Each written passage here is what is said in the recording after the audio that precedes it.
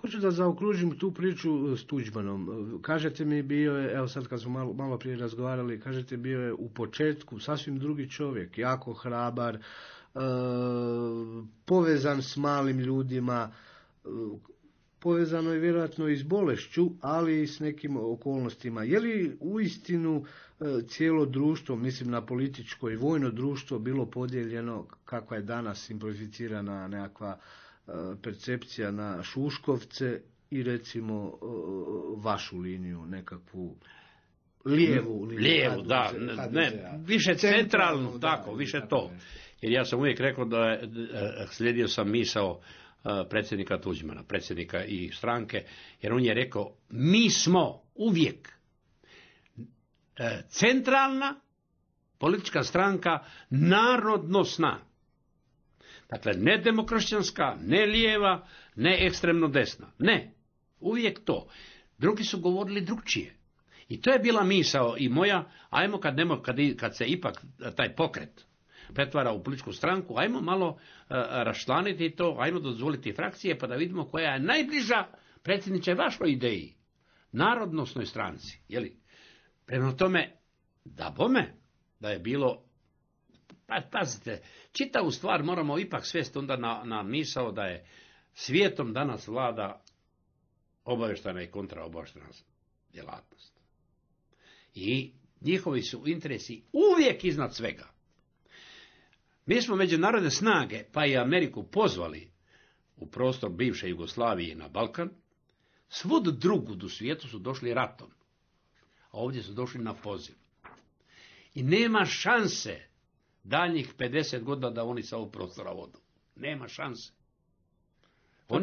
Oni moraju izmišljati puno razloga, političkih, gospodarstvenih, drugih, da zadrže 35.000 ljudi svojih na ovom prostoru vojnika. Vi poznajete i američku strategiju, ali i srpsku političku ideju, možemo završiti tako. Evo sad ste rekli ovu vašu misao.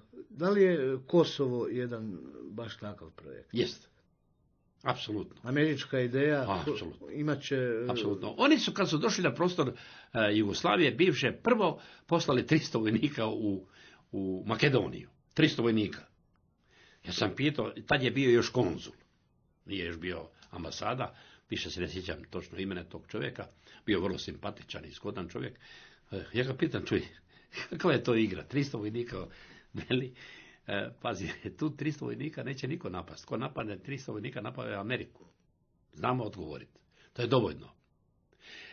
K meni je došla jedanput jedna njihova vijećnica.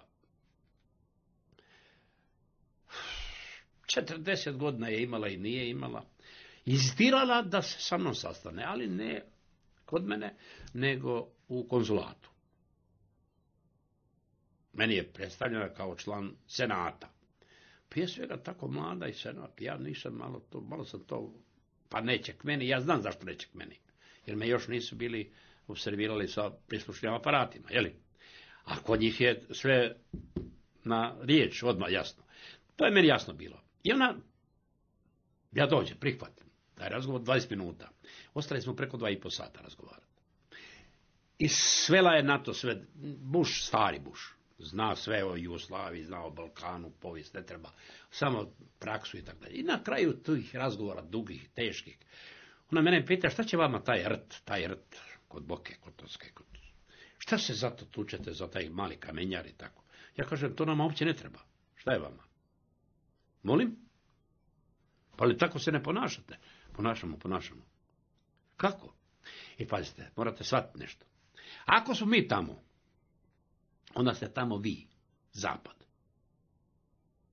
Amerika, Evropa, svi. Ako mi to prepustimo Crnoj Gori, onda je tamo Srbija.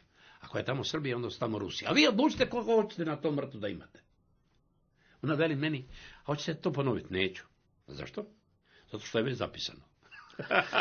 I zapisano je mnogo toga, kažem slušateljima, Slavko Degoricija nije bilo uzalud. Hvala na razgovoru. Intervju tjedna.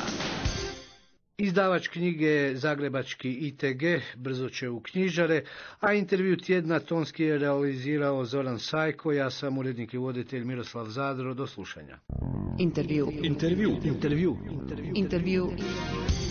Intervju tjedna.